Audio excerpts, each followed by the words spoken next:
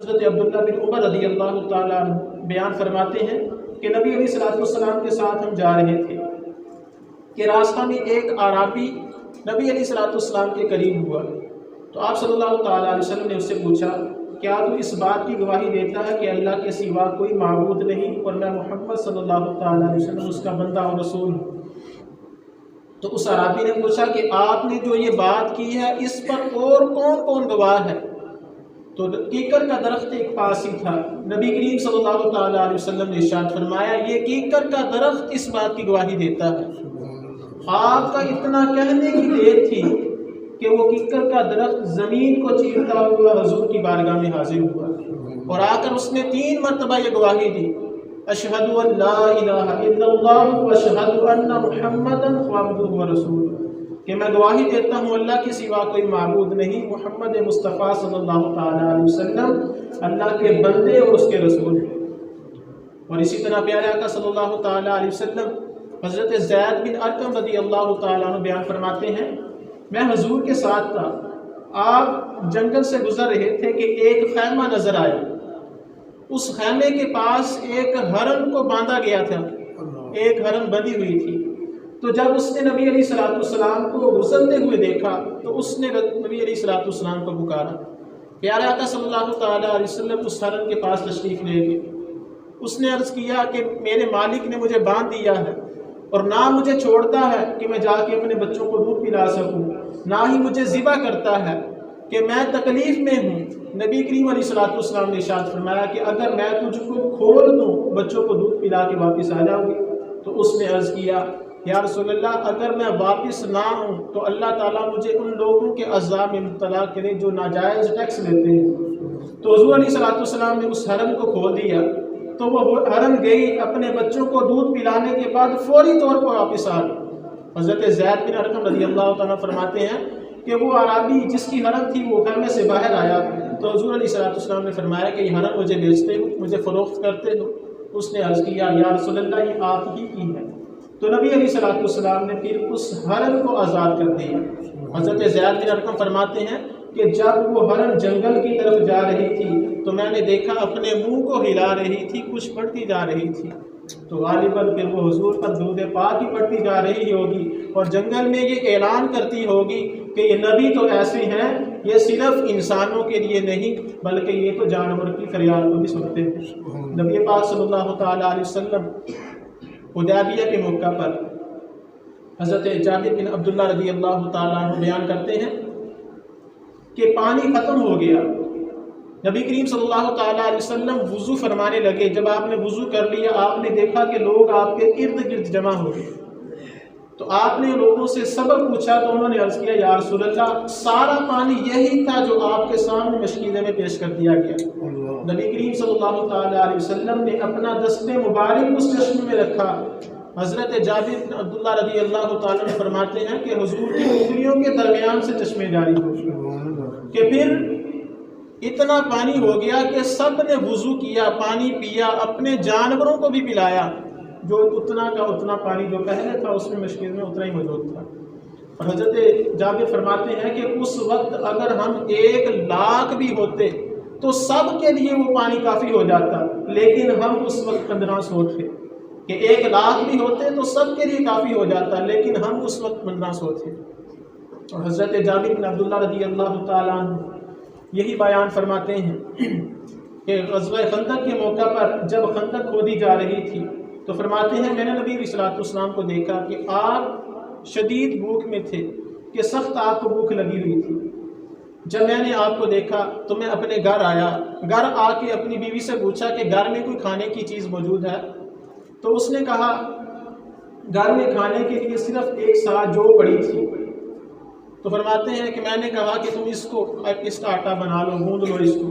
اور ہمارے گھر میں ایک بکری کا بچہ تھا تو میں نے اس کو ذبح کیا، اس کی روٹیاں بنائیں اور بیوی کو کہا کہ وہ جو پیس کا اس کا آٹا بنا لے۔ تو میں نبی علیہ السلام کی بارگاہ میں جانے لگا کہ حضور علیہ السلام کو دعوت دوں، تو جب میں جانے لگا تو میری بیوی نے کہا کہ جانا اور صرف نبی علیہ السلام کو اور چند ساتھیوں کو لے کر آنا، کہ جتنا کھانا ہے اتنے ہی بندوں کو لے کر آنا، کہ حضور کے سامنے مجھے شرمندہ نہ کر دینا۔ تو حضرت جابر بن عبداللہ رضی اللہ تعالیٰ عنہ حضور کی بارگاہ میں حاضر ہوتے ہیں،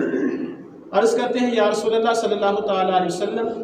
ہم نے آپ کے لیے کھانا تیار کیا ہے، چند ساتھیوں کے ساتھ تشریف لے آئیے۔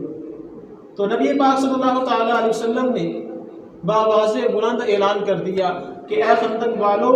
چلو جابر کے گھر تمہاری دعوت ہے۔ تو کہتے ہیں کہ جتنے لوگ تھے سبھی حضرت جابر رضی اللہ تعالیٰ عنہ کے گھر کی طرف روانہ ہو گئے، اور حضور نے فرمایا جابر میرے آنے سے پہلے ہنڈی کو چولہے سے نیچے نہیں اتارنا اور روٹیاں پکانی شروع نہیں کرنی، جب میں آؤں تو پھر یہ کام کرنے ہیں۔ تو کہتے ہیں نبی علیہ الصلوۃ والسلام آپ تشریف لے آئے، آپ نے اپنا لعاب دہن آٹے میں ملا دیا اور اپنا لعاب دہن آپ نے سالن میں ڈال دیا، ہنڈیاں میں ڈال دیا۔ پھر حضور نے فرمایا کہ ایک روٹیاں آنے والی اور بلا لو تاکہ روٹیاں جلدی جلدی پکا دی جائے اور سالن کو تقسیم کیا جائے۔ تو حضرت جابر عبداللہ رضی اللہ تعالیٰ عنہ فرماتے ہیں کہ نبی علیہ الصلوۃ والسلام آپ وہیں تشریف فرما تھے کہ پھر اس ہنڈیا سے سالن لوگوں میں تقسیم کیا گیا، وہی روٹیاں سب لوگوں میں تقسیم کی گئیں کہ وہ کتنے لوگوں کا مجمع تھا کہ جب سب نے کھانا کھا لیا سیر ہو کے چلے گئے تو آٹا بھی اتنا ہی موجود رہا، ہنڈیا میں سالن بھی اتنا ہی موجود تھا۔ اللہ خالق کی کائنات نے نبی علیہ الصلوۃ والسلام کو بے شمار معجزات سے نوازا۔ نبی کریم صلی اللہ تعالیٰ علیہ وسلم نے جب اعلان توحید آپ نے بلند کیا، لوگوں کو اللہ کی طرف بلایا، تو اس وقت جو ابو جہل تھا وہ آپ علیہ الصلوۃ والسلام کا سب سے بڑا دشمن بن گیا۔ تو جہاں بھی آپ توحید کی دعوت دینے جاتے، لوگوں کو اسلام کی دعوت دیتے، تو وہیں پہنچ جاتا کہ جو اسلام کی طرف جن کا ذہن بنتا تو ان کو اسلام سے متنفر کرتا۔ تو اس نے والی یمن کہ یمن کا جو حاکم تھا حبیب ابن مالک، اس نے اس کی طرف خط لکھا، اس نے کہا کہ تیرا دین مٹایا جا رہا ہے، کہ مکہ میں حبیب ابن مالک کا کافی اثر و رسوخ تھا، لوگ اس کی بات کو سنتے تھے، اس کی بات کو مانتے تھے۔ تو ابو جہل نے اس کی طرف خط لکھا، ابو جہل نے کہا کہ تمہارا دین یہاں سے مٹ رہا ہے، یہاں پہنچو۔ تو حبیب ابن مالک جب مکہ میں آیا تو ابو جہل نے اپنی طرف سے نبی علیہ الصلوۃ والسلام کے بارے میں طرح طرح کی باتیں کی۔ تو حبیب ابن مالک وہ سمجھدار انسان تھا، اس نے کہا لا یک طرفہ فیصلہ نہیں کروں گا، پہلے میں ان کی بات بھی سنوں گا کہ محمد صلی اللہ تعالیٰ علیہ وسلم، اس کی بات بھی سنوں گا۔ تو اس نے خط بھیجا نبی علیہ الصلوۃ والسلام کی طرف۔ تو آقا کریم صلی اللہ تعالیٰ علیہ وسلم جناب صدیق اکبر رضی اللہ تعالیٰ بھی آپ کے ساتھ تھے، آپ تشریف لے آئے۔ کافروں کے سرداروں کا پورا مجمع لگا ہوا تھا۔ جب آقا کریم صلی اللہ تعالیٰ علیہ وسلم تشریف لائے تو ان سب پر خوف طاری ہو گیا۔ پہلے تو بڑی باتیں کر رہے تھے حضور کے بارے میں، جب آقا کریم علیہ الصلوۃ والسلام تشریف لائے تو کسی میں ہمت نہ ہوئی کہ گفتگو کر سکے۔ پھر نبی علیہ الصلوۃ والسلام نے خود ہی ارشاد فرمایا اے حبیب ابن مالک، مجھے کس لیے بلایا ہے؟ تو اس نے عرض کیا کہ آپ نے نبوت کا دعویٰ کیا ہے اور نبوت کے لیے معجزہ کا ہونا ضروری ہے، میں آپ سے معجزہ دیکھنا چاہتا ہوں۔ نبی علیہ الصلوۃ والسلام نے ارشاد فرمایا تو جس طرح کا چاہتا ہے ویسا ہی تجھے معجزہ دکھایا جائے گا۔ تو اس نے کہا کہ میں زمین پر نہیں بلکہ آسمانوں پر معجزہ دیکھنا چاہتا ہوں۔ تو نبی کریم علیہ الصلوۃ والسلام نے ارشاد فرمایا تجھے آسمانوں پر ہی معجزہ دکھایا جائے گا۔ اور اس نے کہا دوسرا یہ کہ میں یہ جاننا چاہتا ہوں، آپ مجھے یہ بھی بتائیں گے کہ میرے دل میں تمنا کیا ہے، آپ مجھے اس کے بارے میں بھی آگاہ کریں گے۔ نبی کریم علیہ الصلوۃ والسلام نے فرمایا چلو کوہ صفا پر۔ نبی کریم صلی اللہ تعالیٰ علیہ وسلم کوہ صفا پر تشریف لے گئے، وہ کافر بھی آ گئے۔ تو نبی کریم علیہ الصلوۃ والسلام نے پھر چاند کی طرف اشارہ کیا، تو چاند دو ٹکڑے ہو گیا، ایک ٹکڑا اس طرف اور دوسرا ٹکڑا اس طرف، کہ چاند بھی دو ٹکڑے ہو گیا۔ شاعر نے بڑے ہی خوب انداز میں لکھا ہے کہ میں نے ایک مرتبہ چاند سے پوچھا کہ میں پوچھا عید دے چند کو کدی تینی عید منائی، اس آکھیا میری زندگی ایک ایہو جی رات بھی آئی ہے کدی ملک عرب دی دھرتی اتے ایک سونے انگل ہلائی ہے، اس انگل دے ناز اشارے تے میں تروٹ کے عید منائی ہے۔ کہ حضور علیہ الصلوۃ والسلام نے اشارہ کیا، چاند دو ٹکڑے ہو گیا۔ تو پھر حضور نے فرمایا اے حبیب ابن مالک اب سن تیرے دل میں کون سی بات ہے؟ آپ نے فرمایا اے حبیب تیرے دل میں یہ بات ہے کہ تیری ایک معذور بچی ہے جو چل نہیں سکتی، تو چاہتا ہے اس کو شفا ہو جائے۔ فرمایا اے حبیب جا کلمہ پڑھ لے، تیری بیٹی کو بھی شفا ہو جائے گی۔ تو جب نبی علیہ الصلوۃ والسلام نے یہ ارشاد فرمایا تو حبیب ابن مالک کی زبان سے بے اختیار کلمہ جاری ہو گیا، لا الہ الا اللہ محمد رسول اللہ صلی اللہ علیہ وسلم۔ پھر حبیب بن مالک یمن کی طرف اپنے گھر کی طرف چلا، تو جب اپنے گھر پہنچا، رات کے وقت جب گھر پہنچا، دروازے پر دستک دی، تو جب دروازہ کھولا تو وہی بچی معذور جو پیروں سے چل نہیں سکتی تھی، اس نے دروازہ کھولا۔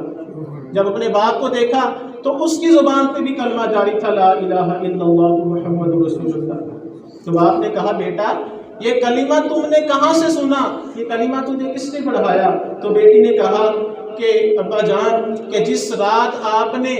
مکہ میں کلمہ پڑھا تھا اسی رات میرے خواب میں ایک سونی صورت والے، ایک پیاری صورت والے میرے خواب میں تشریف لائے۔ انہوں نے کہا بیٹا تیرے باپ نے مکہ میں کلمہ پڑھ لیا ہے، تو ادھر کلمہ پڑھ لے تجھے شفا ہو جائے گی۔ تو کہتی ہے کہ میری زبان پر کلمہ جاری ہو گیا، میں نے کلمہ پڑھا اور مجھے شفا ہو گئی، اور جب میں صبح کے وقت بیدار ہوئی تو میری زبان پر کلمہ جاری تھا اور میں بالکل تندرست و توانا تھی۔ تو اس طرح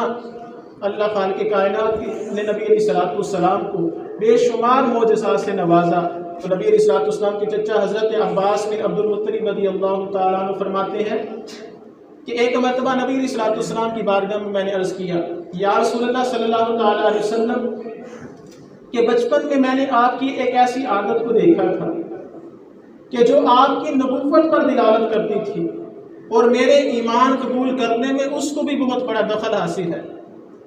تو عرض کیا یا رسول اللہ صلی اللہ تعالیٰ علیہ وسلم میں نے دیکھا کہ بچپن میں آپ پنگوڑے میں چاند سے باتیں کرتے تھے، اور آپ جدھر اشارہ کرتے تھے چاند ادھر ہی ہو جاتا تھا۔ نبی علیہ السلام نے جب یہ سنا تو آپ نے فرمایا اے چچا ہاں پنگوڑے میں چاند سے باتیں کرتا تھا، چاند مجھ سے باتیں کرتا تھا، اور جب میں رونے لگتا تھا چاند مجھے بہلاتا تھا، اور جب وہ چاند رب کے حضور سجدے میں گرتا تھا تو میں اس کی آواز بھی سنتا تھا۔ اعلیٰ حضرت رحمت اللہ علیہ نے یہاں بڑا ہی پیارا نقطہ بیان کیا۔ وہ فرماتے ہیں کہ جانتے ہو نبی علیہ السلام چاند سے کیوں کھیلا کرتے تھے؟ فرماتے ہیں اس لیے کہ اللہ خالق کائنات نے نبی علیہ السلام کو نورانیت بھی عطا فرمائی، تو اس لیے آپ کو نور بھی بنایا، تو آپ کو کھلونا بھی نوری عطا فرمایا۔ کھیلتے تھے چاند سے بچپن میں آتا، اس لیے یہ سراپا نور تھے، وہ تھا کھلونا نور تھا، اور چاند جھک جاتا جدھر انگلی اٹھاتے مہد میں، کیا ہی چلتا تھا اشاروں پر کھلونا نور کا۔